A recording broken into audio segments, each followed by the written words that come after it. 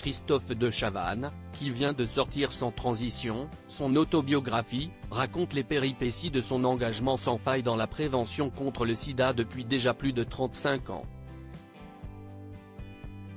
À l'instar d'une Line Renaud, Christophe de Chavannes est, depuis plusieurs décennies déjà, l'un des fers de lance médiatique de la lutte contre le sida.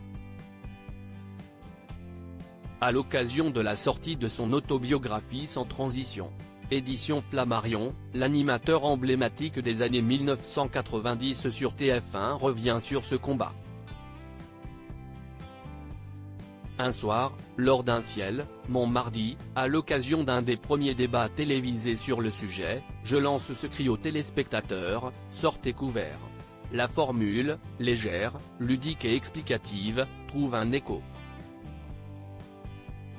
Je ne vais pas me priver de la répéter, encore et encore, concluant désormais chaque émission avec. En coulisses, j'agis activement, écrit-il dans son livre. Christophe de Chavannes, comment il a réussi à convaincre des ennemis jurés de faire cause commune contre le sida. 2 ans plus tard vient à Christophe de Chavannes une idée folle, auprès des chaînes, je débute un long travail de lobbying envers leur patron, Patrick Lelay, France Télévisions, M6, Canal+, réticents à faire cause commune, ennemis jurés qu'ils sont, pour qu'ils proposent le même jour, à la même heure, le même programme autour de cette sale maladie réunissant vedettes, animateurs, médecins, malades. 7 avril 1994, je co-présente le premier SIDAction sur TF1, France 2, France 3, Canal+, Arte, M6 et Refo.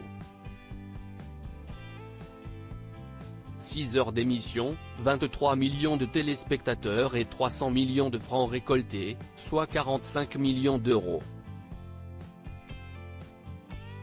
Christophe de Chavannes sur son engagement contre le sida, c'est le combat dont je suis le plus fier. Lors d'un entretien accordé à notre rédaction, Christophe de Chavannes est revenu sur cet engagement sans faille dans la prévention contre le sida, c'est le combat dont je suis le plus fier.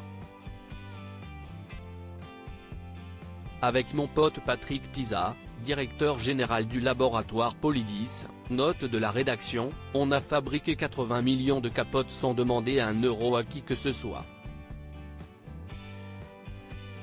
Alors, sortez couverts. Pour autant, la bataille n'était pas gagnée d'avance. Loin de là. J'ai fermé ma gueule pendant 20 ans, mais je revendique la paternité du SIDAction, j'ai rencontré tous les présidents de chaîne, ils ne voulaient pas. Quand Pierre Berger et Line Renaud se sont mêlés, ils ont dit oui et m'ont demandé de la présenter. Glisse l'invité permanent de Léa Salamé. Dans quelle époque ? Sur France 2, à nos confrères de Télé 7 jours.